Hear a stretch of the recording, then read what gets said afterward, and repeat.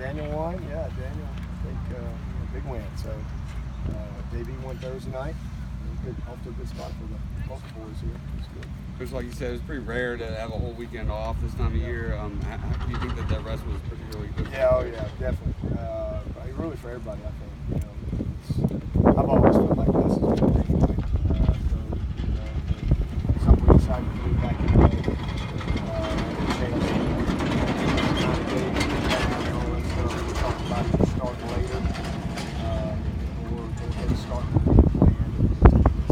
Going 17 straight days, then taking a Saturday, Sunday to just kind of refresh and recharge, refuel, refocus, and recommit. So that's kind of what we talked about and everybody decided on, and I think it's great. I really do. I think everybody was ready to go this morning and good energy. This is always a tough practice.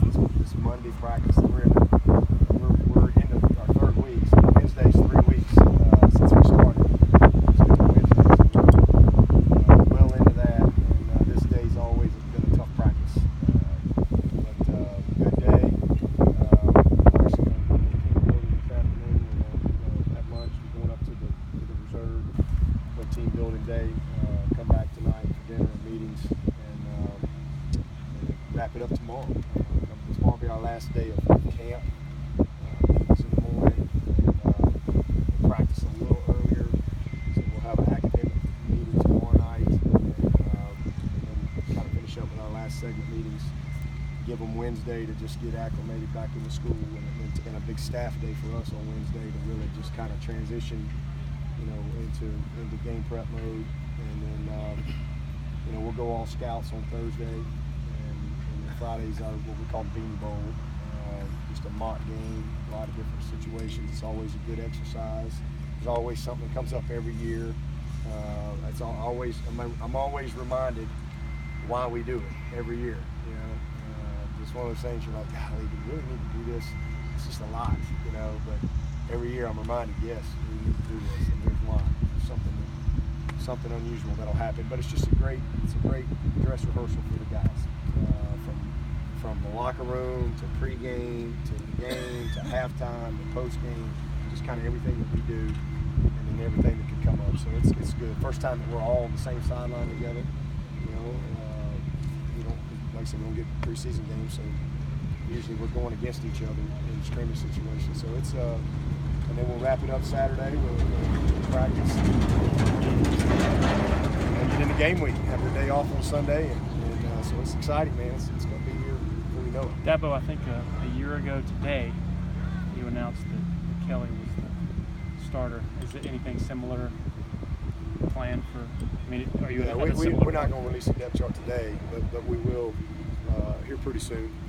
We're going to finish up on Wednesday as far as the staff one more time, as far as hey, here's where we are going into. Still got another practice tomorrow, and grade this tape from today. Another practice tomorrow, and then Wednesday, like I said, a staff day, and we'll pretty much set the depth chart on how we're going to go into this game. So we'll probably put out a depth chart probably Monday. That's probably when we'll release it. But as far as coaches, when we come out here on Thursday, we'll start repping how we see ourselves going into the game and the Beanie Bowl, and then get into game mode on Monday. Coach, this time of year, you're always thinking about red shirts. How much easier does it make your decision, the new red shirt? Does that take a lot of the pressure off? To be honest with you, we really haven't changed anything as far as our thought process. That was something I really wanted. I wanted to let's go through it as if we exactly the way it's been in the past. Who do we know is going to play? Who are those guys? Who do we know is going to redshirt? As if the rule hadn't changed. And then is there anybody that's on the bubble? And that's kind of how we go through it. So if they're going to play, why? Right? And let's talk about it and make sure we're all on the same page. They're on the bubble, why? So what's our plan? We've always had a plan in the past for those guys, and then these guys are definitely going to redshirt, and here's why. And so there's a reason for everything. So that part of it really we're not changing anything. The only thing that will change is whoever those guys that are going to redshirt, we know that at some point we can get them in a ball game. But we'll go into it, hey, saying it's just something that's never been there before. guys are going to redshirt or throw your butt in power hour, something that we believe in around here, and we're gonna grow them up. And look at Jordan Williams. Man, what a transformation he's made in a year's time. It's unbelievable. I mean, he's fixing to have a great year for us. A good football player who hasn't played yet, but man, he's been through power hour, he's been through spring. I mean, he's just in a whole nother level than he would have been this time last year. So, but the added thing is boy, it'd have been nice last year if we could have thrown old Jordan in there and got a little bit of experience, here or there.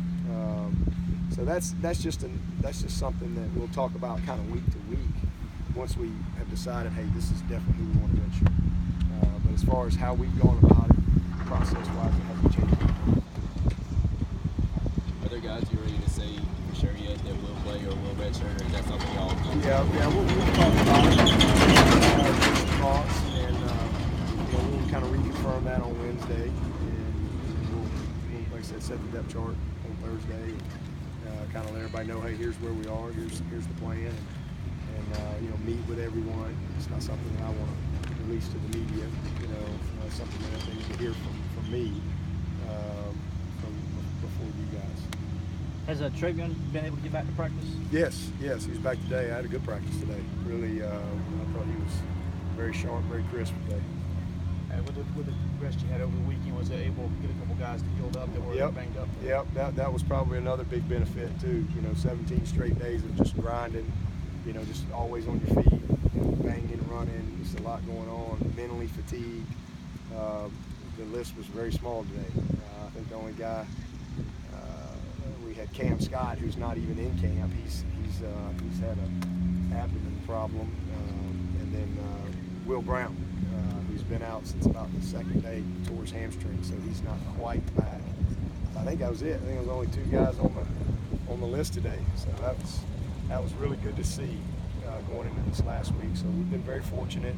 Hopefully we can keep that up as we get into the kind of teetering down a little bit. Would you say that Hugo's still slightly ahead for field goals? Yeah. Hugo has separated himself. He's had a great camp, and Alex has had a good camp. Potter's right there, doing a nice job. So, but Alex is, Greg is really separated. All right. Thanks, Coach. All right, guys.